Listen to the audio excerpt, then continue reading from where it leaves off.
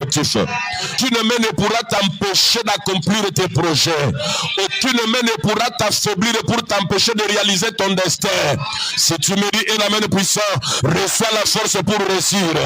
Ah, si tu me dis un amen vitaminé, reçois la force pour réaliser ton projet. Déclare au nom de Jésus. Ils te feront la guerre, mais ils ne te vaincront pas. C'est la parole adaptée à cette situation. C'est la déclaration prophétique adaptée à cette situation. Ils te feront la guerre, ils ne te vaincront pas, ils vont essayer, ils ne pourront pas. Ah, je dis qu'ils vont essayer, répète, ils ne pourront pas t'affaiblir ni t'anéantir. Ah, maintenant ça peut qu'il comme kanzo comme ekosimbate. Ba comme kababo mayo me ba kokokate. Ba comme kabam péché yo me ba kokokate. À régner sur sa vie. C'est comme si tu le menaces à prendre ce qu'il a. Alors je suis venu te dire, comme l'ennemi voit ton élévation comme une menace, tu seras une menace permanente dans sa vie au nom de Jésus. Ah, je dis que tu seras une menace dans sa vie au nom de Jésus. Tu seras une menace vis-à-vis de tes ennemis au nom de Jésus-Christ.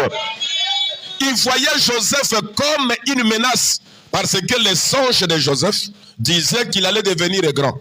Les songes de Joseph disaient qu'il allait régner sur eux. Et ils ont vu que l'avenir de Joseph était une menace pour eux. Alors ils ont comploté juste pour éliminer Joseph, qui est une menace. Alors lorsqu'ils vont avoir le but de t'éliminer, laisse-moi te dire, ils te feront la guerre mais ils ne te vaincront pas. Je dis qu'ils te feront la guerre mais ils ne te vaincront pas. Ils te feront la guerre mais ils ne te vaincront pas. Il va s'élever pour comploter à rendre mal ce qui est bon dans ta vie.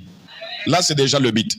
Mais c'est la haine, c'est la jalousie, c'est les envies qu'ils ont vis-à-vis de toi qui les poussent à voir là où il y a le blanc et ils ne voient que le noir. Là où il y a le bien, ils ne voient que le mal.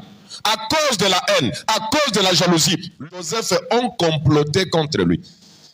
Et le but était quoi? Le premier but qui pousse à nos ennemis de comploter contre nous, ils pensent que s'ils complotent contre nous, ils vont éliminer une menace aperçue. Lorsque toi tu réussis, tu as une bonne vie, où tu montes, tu as une promesse que Dieu t'a fait, l'ennemi voit comme si tu deviens une menace sur sa vie. Tu le menaces à prendre sa place. C'est comme si tu le menaces à régner sur sa vie. C'est comme si tu le menaces à un complot. Pourquoi il complote contre ta vie? Le but, c'est quoi d'abord? Nous avons plusieurs buts.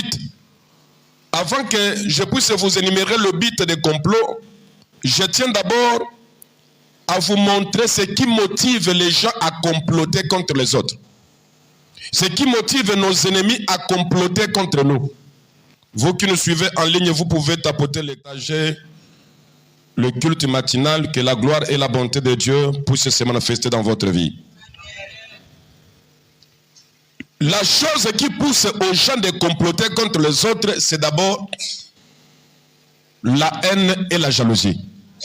Lorsque une personne est jaloux de toi, il ne verra rien de bon sur toi.